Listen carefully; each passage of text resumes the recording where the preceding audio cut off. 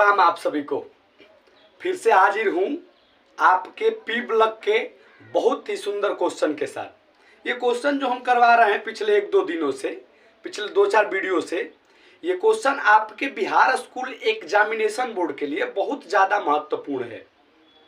तो आप लोग से रिक्वेस्ट ये है कि कृपया करके इन प्रश्नों को अपने कॉपी पर नोट करिए और नोट करने के साथ साथ बेहतर ढंग से इसको पढ़ लीजिए, 1-2 बार प्रैक्टिस कर लीजिए, याद कर लीजिए, ताकि ये बोर्ड के परीक्षा में आए तो आप सुगमता से लिख पाए। चलिए अपने क्वेश्चन की ओर बढ़ते हैं और देखते हैं कि क्वेश्चन क्या है और इसका उत्तर देने का हम लोग प्रयास करते हैं। क्वेश्चन है कि हैबर विधि से अमोनिया के निर्माण का सिद्धांत लिखे। यह कैसे कॉपर सल्फेट घोल नेशनल अभिकर्मक तथा क्लोरीन के साथ अभिक्रिया करता है, रासायनिक समीकरण दे। उत्तर क्या बताना है हम लोगों को कि हैबर प्रक्रम से, हैबर प्रोसेस से अमोनिया कैसे बनाया जाता है, इस बात का व्याख्या करना है। साथ ही साथ अमोनिया जब बनकर तैयार होगा तो उस अमोनिया की अभिक्रिया कॉपर सल्फेट सॉल्यूशन के साथ, नेशनल अभिकर्मक के साथ और साथ ही साथ क्लोरीन के साथ एक ऐसा बिहेवियर करता है अमोनिया, इस बात को हम लोगों को रासायनिक समीकरण के रूप में समझा देना है। आइए स्टार्ट करते हैं। कल बताए थे हम जब संपर्क विधि से सल्फ्यूरिक अम्ल का प्रोसेस बता रहे थे, निर्माण का प्रोसेस बता रहे थे, तो हम बताए थे कि पहले किसी भी प्रकार के कंपाउंड दे दिया जाए और उसके निर्माण का प्रोसेस पूछा जा रहा है तो पहले उन सारे पॉइंटों को आप लिख दीजिए जो आपको याद है। हो ही नहीं सकता कि आप 12th क्लास में हो और किसी कंपाउंड के बारे में 2-4 लाइन लिख ना पाए, एकदम बिल्कुल लिख सकते हैं, ठीक है ना। तो पहले हम NH3 के बारे में बहुत सारे पॉइंटों को लिख ले रहे हैं, उसके बाद हम लोग आगे बढ़ेंगे, ठीक है। चलिए उत्तर कैसे लिखेंगे, तो पहला अमोनिया का तो पहले सूत्र ही लिख दीजिए आप लोग। तो इसका सूत्र होगा, इसका आणविक सूत्र जो होगा बालक आपको पता होना चाहिए, NH3 होता है। कोई दिक्कत परेशानी नहीं पता था तो आज पता कर लीजिए कि अमोनिया का जो फॉर्मूला होता है वो NH3 होता है। कोई दिक्कत परेशानी, अगले पॉइंट की ओर बढ़ते हैं। ये नंबर पॉइंट था, बी नंबर पॉइंट होगा ऑक्सीडेशन स्टेट। नाइट्रोजन का ऑक्सीडेशन स्टेट कितना होगा, तो कैसे करेंगे, जिसका निकालना होता है X। नाइट्रोजन हाइड्रोजन के साथ उपस्थित है, तो हाइड्रोजन जब नॉन मेटल के साथ उपस्थित रहता है तो क्या होता है, प्लस का 1 दिखाता है चार्ज, ठीक है ना। तो क्या लिखेंगे X, 1 हाइड्रोजन के लिए प्लस का 1 तो 3 हाइड्रोजन के लिए प्लस का 3, ठीक है ना। दोनों को ऐड करेंगे तो कितना होना चाहिए, 0 के बराबर होना चाहिए, मतलब X बराबर क्या हो जाएगा, माइनस का 3, यानी कि NH3 में N पर संकरण ऑक्सीडेशन स्टेट कितना है, माइनस का 3। सी नंबर पॉइंट चलेंगे, चेक करेंगे कि संकरण क्या है। अब ये बहुत हाईलाइटेड कंपाउंड, कई बार तो सीधे ऑब्जेक्टिव क्वेश्चन में पूछ लिया गया है कि NH3 में N का संकरण क्या होगा, तो अब बड़ी नॉर्मल कंपाउंड है, कई बार निकाले होंगे। संकरण निकालने में तो आप महारत हासिल होगा आपको। तो 5, 3, 8 ग्रुप नंबर 15 का है। 8 का मतलब, 8 का अर्थ क्या होगा, 4, 8/2 बराबर 4, 4 का मतलब क्या होगा, sp3। तो संकरण आपने sp3 भी निकाल लिया। जब संकरण sp3 होगा तो संरचना कैसा होना चाहिए, संरचना सर टेट्राहेड्रल होना चाहिए, चतुष्फलकीय होना चाहिए, डीजे का स्टैंड होना चाहिए। डीजे का स्टैंड आप लोग बनाइए, सेंट्रल एटम N होगा, एक इस साइड होगा, दूसरा इस साइड, तीसरा इस साइड और चौथा इस साइड। डीजे का स्टैंड में जो बॉन्ड पे बॉन्ड होंगे इस साइड रहता है। अब 4 स्थान है, 3 ही स्थानों पर आपको हाइड्रोजन फिट करना है, किन्हीं 3 स्थानों पर आप हाइड्रोजन फिट कर दीजिए। तो H, H और H, ठीक है। अब इसके स्थान पर, बचे हुए के स्थान पर हम लोग लोन पेयर लगा देते हैं। ये जो आप आकृति देख पा रहे हैं, इस आकृति का नाम होता है पिरामिडीय। क्या नाम होता है, पिरामिडीय नाम होता है, पिरामिड है, कोई दिक्कत परेशानी, पिरामिड है। तो देख लीजिए संरचना भले ही इसका चतुष्फलकीय होगा, लेकिन जो इसका ज्यामिति होगा या आकृति होगा या शेप होगा वो क्या हो जाएगा बालक, पिरामिडीय। उम्मीद करते हैं आप समझे होंगे। अब इतने सारे पॉइंट लिखने के बाद अब हम लोग चलेंगे हैबर विधि से कैसे प्राप्त किया जाता है अमोनिया, इस बात को सीखने के लिए। तो पहले आप लोग इतना बात नोट कर लीजिए, उसके बाद हम आगे की ओर चलते हैं। नोट करिए आप लोग। अमोनिया बनाने के लिए सबसे पहले क्या क्या करना होगा, क्या क्या लेना होगा ताकि उस दोनों अभिक्रिया करें, अंततः आपको रिजल्ट के तौर पर अमोनिया बने। सबसे पहले हैबर विधि के बारे में समझ लीजिए। हैबर विधि एक ऐसा प्रोसेस होता है जिससे बल्क में NH3 बनाया जा सकता है, ठीक है ना। यह एक प्रकार के औद्योगिक रूप से मतलब उद्योगों में इसका प्रयोग किया जाता है इस विधि का। इससे अधिक से अधिक मात्रा में अमोनिया बनाया जाता है। तो हमने यही बात पहले चिपकाया हुआ है कि व्यापारिक स्तर पर या अधिक से अधिक अमोनिया प्राप्त करने के लिए इस विधि का प्रयोग करते। बल्क में यदि चाहते, यदि नॉर्मल तौर पर चाहते हैं कि अमोनिया थोड़ा मोड़ा बनकर खत्म हो जाए तो उसके लिए अलग तरीका होता है, कहिएगा तो बता देंगे हम। लेकिन यदि अमोनिया को आप बल्क में प्राप्त करना चाहते हैं तो उसके लिए आपको यह प्रोसेस यूज करना ही करना पड़ेगा और लिखना पड़ेगा कि व्यापारिक स्तर पर या अधिक से अधिक अमोनिया प्राप्त करने के लिए इस विधि का प्रयोग करता है। इस विधि में करते क्या है हम लोग, तो इस विधि में 1 भाग नाइट्रोजन और 3 भाग हाइड्रोजन जब आपस में रिएक्ट करते हैं ना तो 2 भाग अमोनिया बनकर तैयार होता है। देखिए 1 भाग नाइट्रोजन, इसके आगे कुछ नहीं लगा है तो क्या लगा है, एक भाग नाइट्रोजन और 3 भाग हाइड्रोजन जब आपस में रिएक्ट करेंगे तो 2 भाग अमोनिया प्राप्त होता। 3 भाग हाइड्रोजन आपस में क्रिया करते हैं तो 2 भाग अमोनिया प्राप्त होता। मतलब नाइट्रोजन और हाइड्रोजन यदि अमोनिया प्राप्त करना चाहते हैं तो नाइट्रोजन और हाइड्रोजन को मिक्स कर दीजिए, अमोनिया बनकर तैयार हो जाएगा, बस खत्म। यही तरीका है। लेकिन अब इस तरीके में थोड़ी मोड़ी बातें हैं, उन बातों को मैं जल्दी से सिखा दे रहा हूं। अब देखिए ये जो रिएक्शन है, हमने रिएक्शन लिखा हुआ है 1N2 + 3H2 गिवन 2NH3, साथ ही साथ ऊर्जा।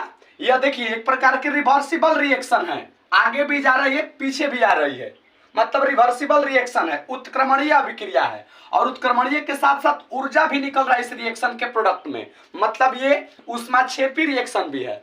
और जहां पर उत्क्रमणीय और ऊष्माक्षेपी रिएक्शन हो जाती है तो समझिए कि जो रिएक्शन का प्रोडक्ट होगा उसके आयतन में कमी देखने को मिलने लगेगा और जो कि कतई बर्दाश्त नहीं किया जाएगा।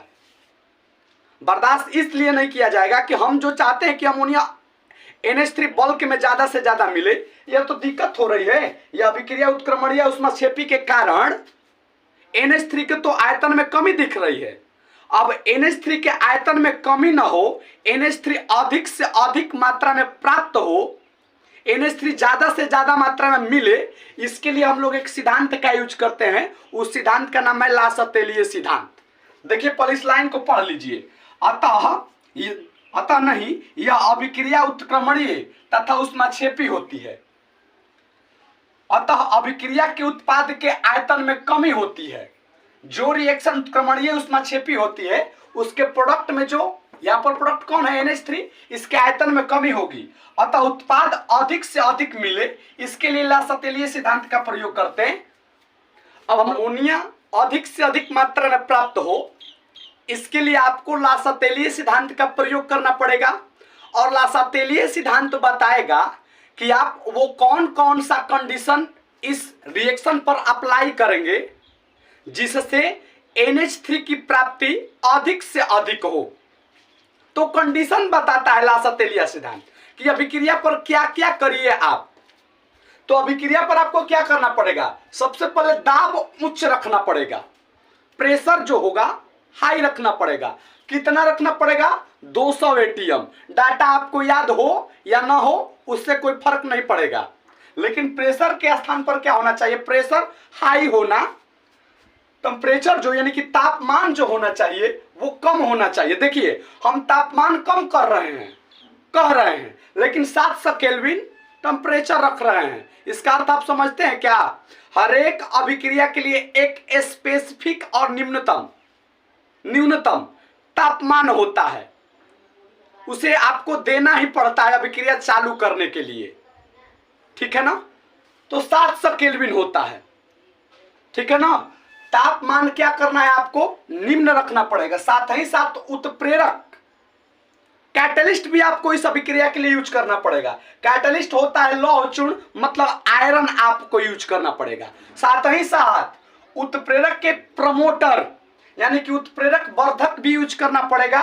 उत्प्रेरक वर्धक के तौर पर एमो मोलिब्डेनम आप यूज करेंगे। जब इन चारों कंडीशन को पीछे वाले रिएक्शन पर अप्लाई करेंगे तब कहीं जाकर NH3 बल्क में ज्यादा से ज्यादा मात्रा आपको मिल सकता है। इसलिए देखिए हमने क्या लिखा, ओवरऑल रिएक्शन।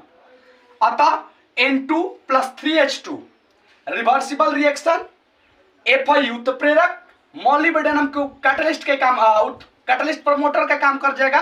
700 केल्विन हमारा टेम्परेचर हो जाएगा, जबकि 200 ATM हमारा प्रेशर हो जाएगा, 2 मोल NH3 बल्क मिलकर। तो कुछ इस प्रकार से हैबर विधि से आप अमोनिया आसानी से बना सकते हैं। अमोनिया कॉपर सल्फेट के साथ कैसे अभिक्रिया करता है, देखिए जरा गौर से सुनिएगा आप लोग। जब कॉपर सल्फेट के सॉल्यूशन पर अमोनिया गैस प्रवाहित की जाती है, हमने क्या बोला, हमने ये बोला कि जब कॉपर सल्फेट के सॉल्यूशंस पर अमोनिया गैस प्रवाहित किया जाता है, या अमोनिया गैस के या अमोनिया का कोई विलयन प्रवाहित किया जाता है। जैसे अमोनिया का कोई विलयन हमने लिया है अमोनियम हाइड्रोक्साइड। देखिए कॉपर सल्फेट के सॉल्यूशन पर या तो आप अमोनिया गैस प्रवाहित कीजिए, सीधे NH3 लिख दीजिए, या अमोनिया का कोई सॉल्यूशन इस पर प्रवाहित करेंगे तो क्या बनकर तैयार होगा, बनकर तैयार होगा बालक हमारा ये हाइड्रोक्साइड बनकर तैयार होगा, और साथ ही साथ अमोनियम सल्फेट बनकर तैयार होगा। कैसे होगा, कॉपर सल्फेट देखिए धातु है, यहाँ पर धातु की अभिक्रिया और धातु के साथ बेहतर बनता है, और धातु यहाँ पर कौन है, OH है। या आप पॉजिटिव निगेटिव से करिए ना, ये पॉजिटिव है और ये निगेटिव है, यहाँ पर ये पॉजिटिव है ये निगेटिव है, डबल डिस्प्लेसमेंट रिएक्शन करिए आप लोग। कॉपर की अभी पॉजिटिव निगेटिव के साथ बनाकर स्टेबल कंपाउंड कॉपर हाइड्रोक्साइड बनाएगा, जबकि SO4 क्या होगा, NH4 के साथ कंपाउंड बनाएगा, NH4 SO4।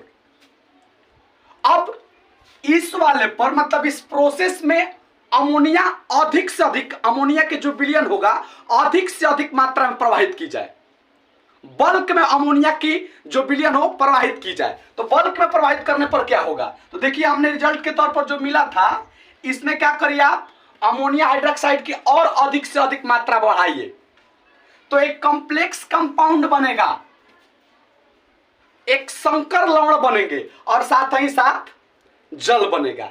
तो जब भी आप कॉपर सल्फेट के लिए विलयन लिख रहे हैं, अमोनिया की अभिक्रिया कॉपर सल्फेट के साथ लिख रहे हैं, तो इतनी बड़ी केमिकल रिएक्शन आपको लिखना पड़ेगा। देख लीजिए, गौर कर लीजिए और इसे समझ लीजिए, आसानी से हो जाएगा। यदि आप क्लोरीन के साथ इसका रिएक्शन करवाना चाहते हैं, कैसे करेगा अमोनिया क्लोरीन के साथ व्यवहार, तो देखिए NH3 + Cl2 हमें जानना है कि प्रोडक्ट क्या होगा।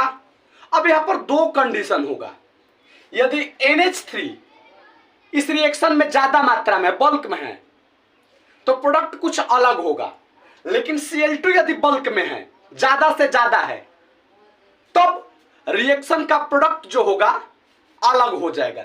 देखिए जब NH3 अधिक हो, Cl2 कम है, तो NH4Cl का निर्माण हो जाएगा। कैसे, बड़ी नॉर्मल सी बात है भैया, बड़ी नॉर्मल सी बात है। जब NH3 अधिक में रहे और Cl2 कम में रहे तो अमोनियम क्लोराइड का निर्माण होगा।